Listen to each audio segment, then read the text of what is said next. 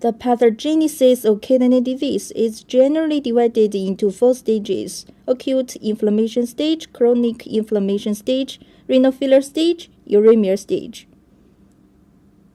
If we can get a cure in the second stage of renal disease, namely the stage of chronic inflammation stage, then the renal failure stage and uremic stage will not happen.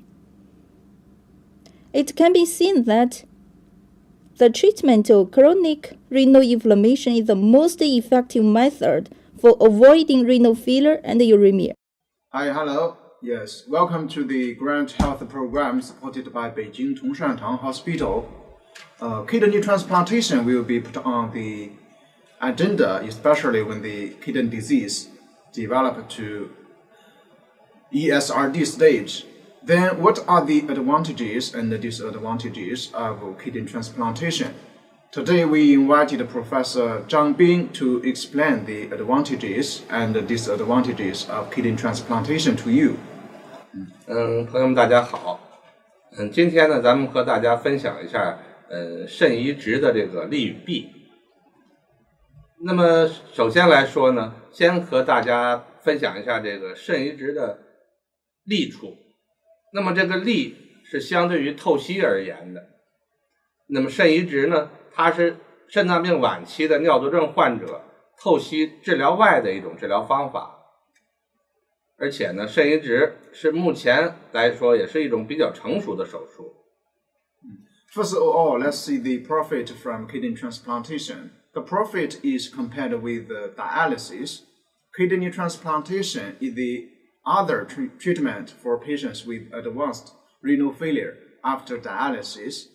Kidney transplantation is a relatively mature operation at present. 成功的肾移植呢，它可以使患者免除透析的必要，而且呢，比腹膜透析或者是血液透析更能够有效的治疗肾衰。成功的移植肾脏，那么能够提供比透析多10倍的功能。Successful kidney transplantation can help patients get rid of dialysis and is more effective than peritoneal dialysis or hemodialysis in the treatment of renal failure. Successful transplantation can provide 10 times performance more than dialysis. 那么肾移植的患者，他和透析的患者相比呢，所受的限制更少，生活的质量也更高。大多数患者比透析时的感觉更好，也更有体力。Compared with the dialysis, patients are subject to fewer restriction and have higher life quality at transplant. Most patients feel much better and more active physically than dialysis. 那么下边呢，我要再和大家说一下这个肾移植的弊端。那么首先是肾源紧张，等待的时间不确定，同时呢，找到合适的移植肾的过程也是一个复杂的过程。确定移植的肾与受者在血型和组织型上是否良好的匹配，需要进行各种各样的一个检验。Secondly, I would like to share the disadvantages of kidney transplantation. The source of the donor is very tight, and the waiting time is unknown. At the same time, the process to find a suitable transplanted kidney is complicated, and it is determined whether the transplanted kidney and the recipient are well matched in blood type and tissue type, and various examinations are required. 那么第二一个呢，就是即使是良好匹配的患者，也不总是合适的一个受者。那么供者和患者都需要没有感染和其他的一些医学问题。And even patients have well-matched donor, they are not always suit recipient. Both the donor and the patients need to meet the requirements of non-infection and no other health problems. 那么接受肾移植的患者呢，必须使用免疫抑制药物来预防移植肾被排斥。这些药物具有副作用，会增加获得一些感染病毒和某种类型的肿瘤的风险。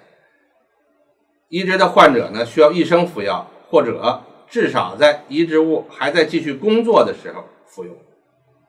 Transplant patients must use immunosuppressive drugs to prevent rejection. These drugs have side effects which can increase the risk of getting infection, virus, and certain types of tumors. Transplant patients need medication for their life, or at least when the graft is still working. 那么肾脏移植物呢，它也并不会永远的坚持下去。比较年轻的患者在一生当中可能需要2次或者是几次的移植。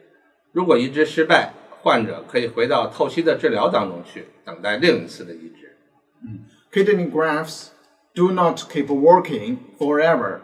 Younger patients may require 2 or more transplants during their lifetime.